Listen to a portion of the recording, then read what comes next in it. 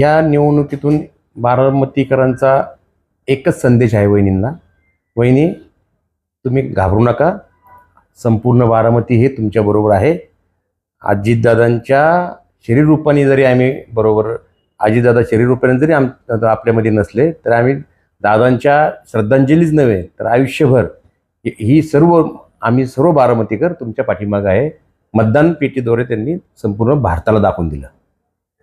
8 दिवसापूर्वी सुनेत्रा वहिनींची सर्व नगरसेवकांनी भेट घेतली.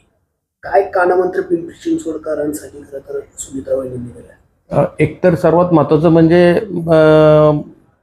सुनेत्रा वहिनी, आमच्या वहिनी आणि पारदादा हे फार पिंपरी चिंचवड शहराच्या बाबतीत फार सजग आहेत आणि सेन्सिटिव्ह पण आहेत. कारण का त्यांच्या दादांच्या ह्या प्रत्येक मातीमध्ये दादांचा श्वास आहे, त्यांचा विकास आहे आणि ह्या सगळ्या परिस्थितीमध्ये त्यांचं पिंपरी चिंचवडवर विशेष प्रेम आहे. परंतु त्यांच्या कानावर त्यांच्या बोलण्यातून असं येतं की बरीच काही मंडळी पक्ष हिताच्या बाबतीमध्ये एकदम ज्या पद्धतीने अग्रेसिव्ह असणं गरजेचं आहे ते कुठेतरी त्यांना कमतरता दिसते. निश्चितपणे आम्ही या भविष्यकाळामध्ये त्यांचं काय सूचना येत आहेत, पारदादाच्या काय सूचना येतात, त्यावर पक्षाची वाटचाल निश्चितपणे अधिक मजबूत कशी करता येईल त्या दृष्टिकोनातून पावलं टाकली जातील. महानगरपालिकेचे स्वीकृत जे नगरसेवक पद आहेत ते लांबवलं जात आहे, त्यावरती चर्चा होताना दिसत नाहीये. नेहमी तो विषय टाळला जातोय, जीबीमध्येही तो विषय पुढे ढकलला जातोय. राष्ट्रवादीकडनं नावं बदलावी अशी कुठेतरी चुलबुल चालू दिसलेच पाहायला मिळतंय. नाही, प्रश्न असा येतो की आम्ही 4 मार्च रोजीच आम्ही नावं जाहीर केलेली होती, अधिकृत होत्या आणि आमची नावं आली ती प्रशासनाकडून आली आहे आणि तो विषय ती काही निवड नाही आहे. त्यामुळे बहुमताने विषय तहकूब ठेवता येतो. पण उलट माझी मागणी आहे त्या निमित्तानं, तुम्हाला नावं आमची नावं काय असावी हा तुमचा एक तर पहिली गोष्ट तुमचा पार्ट नाही. त्यामुळे एक तर तुम्ही नावं आमची फेटाळावीत. मग फेटाळल्यानंतर आम्हाला आमच्या पद्धतीने कशी वाटचाल तरी करता येईल. धड तुमची नावं करत नाही, धड आमची नावं करत नाही. जर अशी कुजबूज चालू असेल की ही एक व्यक्ती नको, तुम्ही आत्ता नारी शक्तीच्या संदर्भात आम्ही सर्व एक आंदोलन केलं. मी एका नारीविषयी एवढी भयभीत होण्याचं काय कारण आहे तुम्हाला?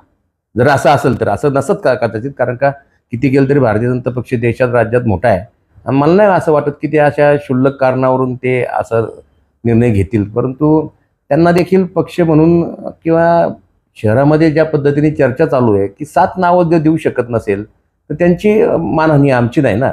आम्हाला वाटतं की आमच्याबरोबर ते मित्रपक्ष आहेत, त्यांनी देखील मोठ्या मनानं ती नावं त्यांची साथ द्यावीत आणि जाहीर करावं. का हा विषय लांबवला जातोय? आता तो ते त्यांचे पक्षनेते सांगू शकतात किंवा त्यांची नेते मंडळी सांगू शकतात. त्यांचा तो अंतर्गत किंवा त्यांचा तो प्रश्न आहे. बहुमतानं ते असल्या कारणाने ते अधिक भाष्य करू शकतील. काय कानमंत्र वहिनींनी दिलं? वहिनीने हेच सांगितलं की दादांनी या शहरासाठी खूप काही चांगलं केलेलं आहे.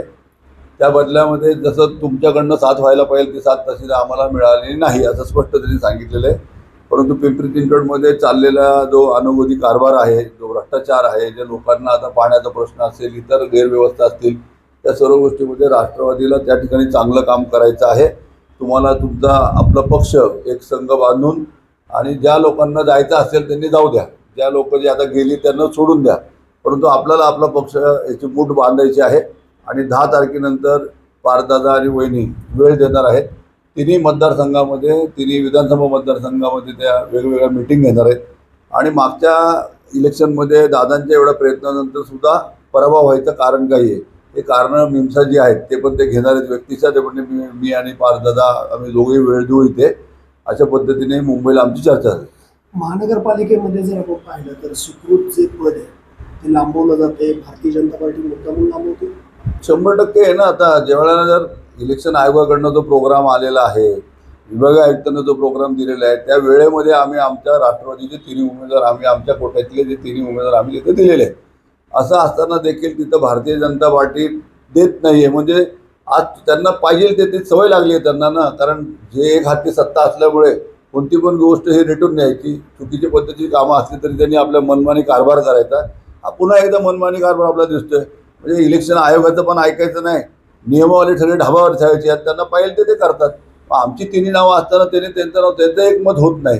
तर त्यांचा एकमत होता हा त्यांचा प्रश्न आहे, परंतु तोपर्यंत त्यांनी आमची तिन्ही नावं डिक्लेअर करावी ना, ते काय थांबवतात. परंतु परत असं आहे की कायद्यामध्ये सभागृहाचा अधिकार असं म्हटल्यामुळे परत त्या महापौराकडे गाडी अडकते. म्हणजे आम्ही आयुक्तांना विचारू शकत नाही, कारण ॲक्टमध्येच असं लिहिलं आहे की सभागृहाचा अधिकार, तर सभागृहाचा अधिकारमुळे आम्ही अडकलो त्यामध्ये. मग राष्ट्रवादीचं एक नाव बदलावं अशी ही कुजबूज पिंपरी चिंचवड शहरामध्ये पाहिली होती भाजपकडनं. त्यांच्याकडनं काय कुजबुज आहे ह्याच्याशी घेणं नाही ना. का पहिल्याच दिवशी पारदादांनी स्पष्ट केलं, वहिनींनी पहिल्या दिवशी तिन्ही नावांना शिक्कामोर्तब केला, तिन्ही नावं आम्ही वेळेमध्ये दिली. आता तो ऑलरेडी आम्ही नावं दिलेली आहेत, मान्य GB समोर ती नावं वाचली गेलेली आहेत. आता एकत्रितरित्या ठेवून तो विषय मंजूर करायचा आहे.